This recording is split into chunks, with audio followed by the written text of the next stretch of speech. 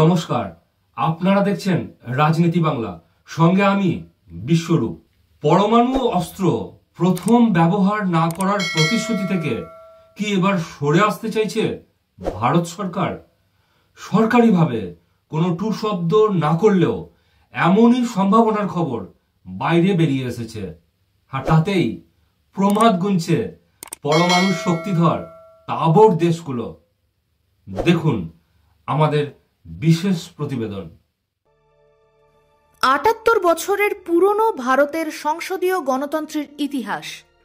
ভারতের প্রতিবেশী দেশগুলিতে বারবার সামরিক শাসন জারি হয়, কিন্তু দক্ষিণ এশিয়ায় একমাত্র ব্যতিক্রম ভারত। ভারত শান্তিপ্রিয় দেশ, বিশ্ব শান্তির পক্ষে। সময়টা ১৯৫৪ সাল। ইন্দোনেশিয়ার পঞ্চনশিলা অনুকরণে নেহেরু ঘোষণা করেন পঞ্চশীল নীতি। মৌলিক ৫টি নীতি অনুসরণ করে চলে ভারতের পররাষ্ট্র সম্পর্ক, অর্থাৎ ফরেন অ্যাফেয়ার্স রিলেশন। সময় বদলেছে, ভারত পরমাণু শক্তির অধিকারী হয়েছে, বিশ্বে নতুন নতুন বন্ধু হয়েছে ভারতের। প্রতিবেশী দেশগুলোর সঙ্গে ভারতের সম্পর্কের রসায়নও পাল্টেছে সময়ের দাবি মেনে।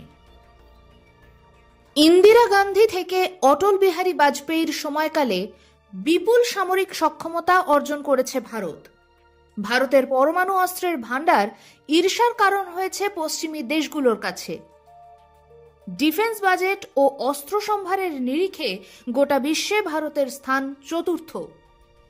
অটল বিহারী বাজপেয়ী প্রধানমন্ত্রী থাকার সময়ে ২০০৩ সালে তৈরি হয় পরমাণু নীতি নিয়ে নতুন এক ডক্ট্রিন। স্ক্রিনে আপনারা দেখতে পাচ্ছেন কি কি বিষয় রয়েছে the cabinet committee on security অর্থাৎ সিসিএস এর স্বাক্ষরিত ডক্ট্রিনে। দ্বিতীয় পয়েন্টে বলা আছে পরমাণু অস্ত্র প্রথম ব্যবহার করবে না ভারত, শুধুমাত্র প্রত্যাঘাতে ব্যবহার করা হবে। কিন্তু তৃতীয় পয়েন্ট দেখুন, এখানে বলা হয়েছে প্রত্যাঘাতে এই পরমাণু অস্ত্র যখন ভারত ব্যবহার করবে তখন তা হবে বিধ্বংসী এবং তাতে সর্বাধিক ক্ষতি করার চেষ্টা করা হবে শত্রু দেশের। আরও একাধিক বিষয় রয়েছে যা আপনারা ভিডিও পজ করে দেখে নিতে পারেন। ভারতের হাতে রয়েছে পরমাণু অস্ত্র, রয়েছে তা প্রয়োগের নির্দিষ্ট নীতি, কিন্তু যাদের হাতে তা নেই তারা কি করবে? না যে খেয়ে ফেললাম, এটা কোনোভাবেই সম্ভব না। ওরা যদি 5টা কিল দেয়, আমরা তো অন্তত 3টা কিল দেওয়ার আমাদের অ্যাবিলিটি আছে। ভারতের মানুষ এতটাই অসভ্য, এতটাই উগ্র, এই কারণে আজকে আপনি দেখবেন ভারতের কোনো বন্ধু রাষ্ট্র নেই। আমরা ভারতের মতো উগ্রবাদী এরকম সন্ত্রাসী সংগঠন কিংবা সন্ত্রাসবাদী দেশ নয়। ভারতকে এই নরেন্দ্র মোদী নামক এই গুজরাটের এই কসাই ভারতকে কোথায় নিয়ে গেছে? প্রিটি গুড প্রিটি ব্যাড এই সিচুয়েশনে না থেকে আমাদের যাওয়া উচিত হচ্ছে ডিরেক্টলি ওদের সাথে সব ধরনের কাট অফ, ওদের সাথে টোটালি আমাদের সব চুক্তি বন্ধ করে দেওয়া উচিত ইমিডিয়েটলি। পরমাণু অস্ত্র প্রয়োগের প্রশ্নে এনএফইউ পলিসি অর্থাৎ নো ফার্স্ট ইউজ নীতি অনুসরণ করে ভারত। ভারত এবং চীনের পলিসি একই, কিন্তু পাকিস্তানের এই জাতীয় কোনো প্রতিশ্রুতি নেই। হালের বাংলাদেশ, তারাও পাকিস্তানের কাছ থেকে পরমাণু প্রযুক্তি ও কাঁচামাল পাওয়ার খোয়াব দেখছে। টার্গেট অবশ্যই ভারত। এই রকম পরিস্থিতিতে প্রশ্ন উঠছে এনএফইউ নীতি থেকে ভারতের সরে আসা উচিত কিনা। অতীতে এনপিটি হোক বা সিটিবিটি কোনো আন্তর্জাতিক চুক্তিতেই সই করেনি ভারত। এনএফইউ থেকে ভারত সরকার সরবে কিনা এই ব্যাপারে সরকারিভাবে কোনো তথ্য নেই, তবে বিভিন্ন সূত্র মারফত খবর এই বিষয়ে গোপন বৈঠক হয়েছে।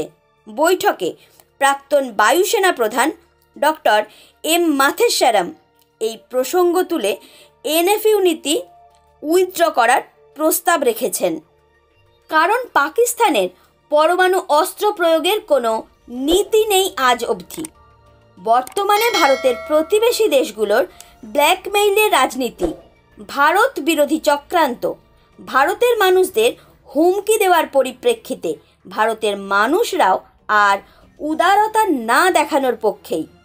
কারণ ভারতের উদারতাকে দুর্বলতা মনে করে কোনো কোনো প্রতিবেশী।